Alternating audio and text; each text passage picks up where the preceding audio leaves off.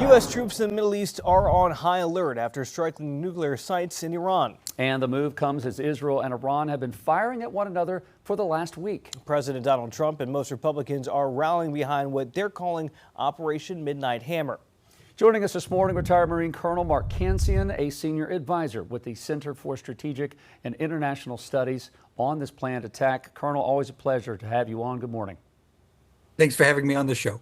Before we get to whether or not you think this attack worked, the end game here, what the president is saying, it was a successful attack. We're looking at just Operation Midnight Hammer. When you look at the coordination, the planning, the ballet, as we've talked about this morning, of multiple offshore submarines and the 7 stealth bombers, what is your take on this operation? Well, it was an extraordinary operation. As you say, it involved coordinating 125 aircraft and a submarine offshore, plus ground-based air defenses. There was the major deception operation going into the Pacific. Really, the United States is the only country that could pull something like this off. A major strike halfway across the planet, executed successfully without the target even knowing that the United States was there, and then recovering all of its aircraft successfully.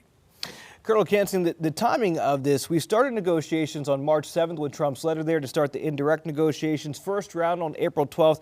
Israel, though, one day before the 2-month deadline for our negotiations with Iran about nuclear capabilities on June 13th, that's when they strike. Saturday, we strike them. Is this something where the timing worked out for the United States, or was this the plan all along to pull off this strike that really nobody else had any idea about?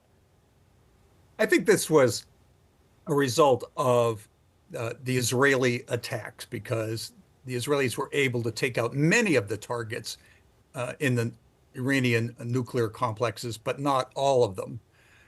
Keep in mind, though, that the United States and Israel have been planning these attacks for literally 20 years, ever since the president and prime minister have been saying that Iran cannot be allowed to get nuclear weapons. So this isn't something that just popped up a couple of weeks ago. This is something that's been planned for a long time.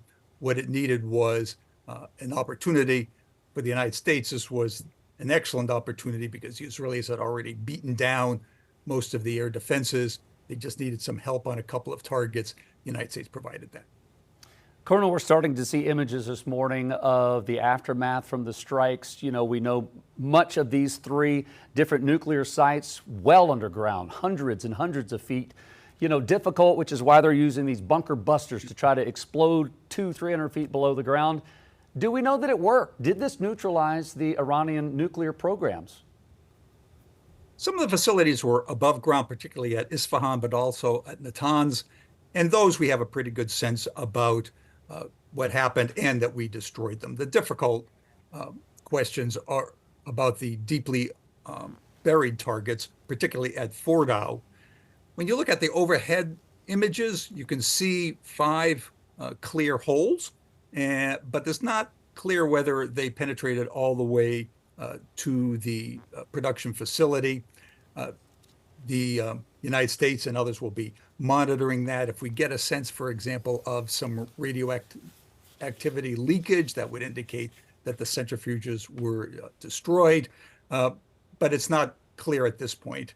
An interesting thing about the strikes, though, is that these holes are in 2 clusters. So the United States was clearly looking for weak points that it had identified earlier.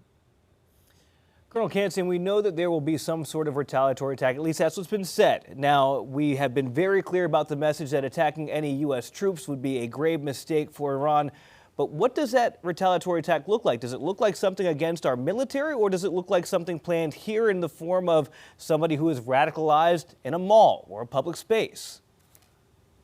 The most likely response will be missiles against U.S. bases. The Iranians have done that in the past. U.S. has bases in Iraq, Kuwait, and Qatar. They've threatened to close the Straits of Hormuz and thereby strangle the oil shipments, but they don't really have the capability to do that, particularly now since everyone's watching them. They might be able to harass some of the shipping, with a few mines.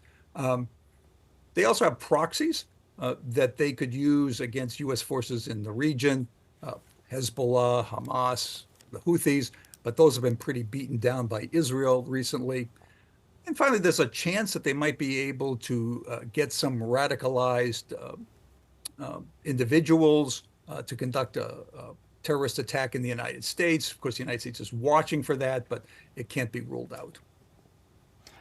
Colonel, real fast before we let you go, we know that the NATO meeting is tomorrow.